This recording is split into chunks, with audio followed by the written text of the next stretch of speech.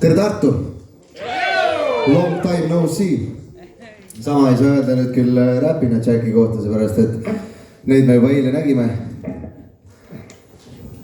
Tulite õige asja pärast täna. Üliäge oli. Ja tegelikult me korra oleme Räpina Jackiga enne ka lava jaganud. See oli 2022 aastal Ostrova festivalil.